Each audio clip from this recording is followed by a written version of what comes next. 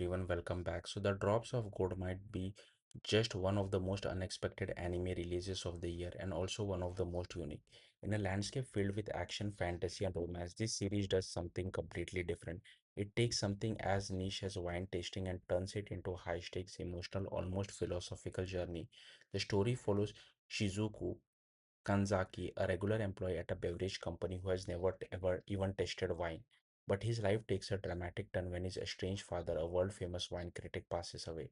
Instead of leaving behind a simple inheritance, he sets up a challenge. To claim his fortune, Shizuku must correctly identify 12 legendary wines and one ultimate bottle known as Drops of God. And if that wasn't difficult enough, he is not the only one competing. Standing in his way is Isai Tomine, a brilliant and experienced wine critic who was essentially chosen as his father's successor.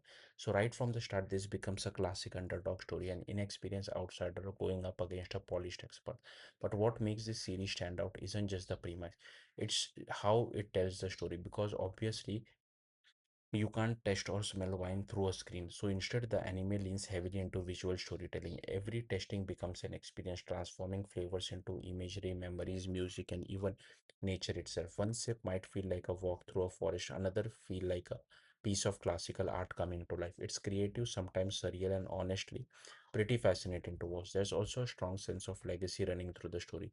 Shizuko isn't just trying to win a competition, he's reconnecting with a father he never fully understood. Through wine, he started to piece together memories, emotional fragments of a relationship that was left unresolved. That emotional core is what keeps the story engaging, even if you don't care about wine at all. But the show isn't without its flaws. One of the biggest issues is the animation quality. While the overall style stays faithful to its early 2000 manga roots, not every scene is executed well. Some moments feel stiff and lifeless, with characters barely moving outside of basic lip syncing. It creates an odd contrast, especially during important conversation that should feel more dynamic.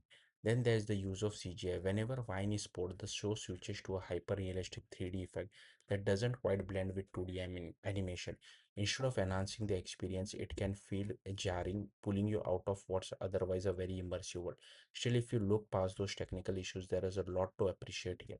The storytelling is strong, the concept is refreshingly difficult, and the themes passion, obsession, and legacy are timeless. It's also surprisingly educational, diving into real world wine culture in a way that feels both informative and engaging.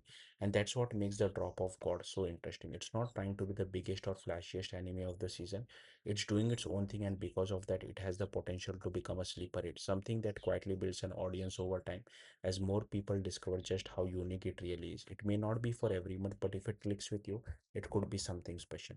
Thank you for watching. Bye.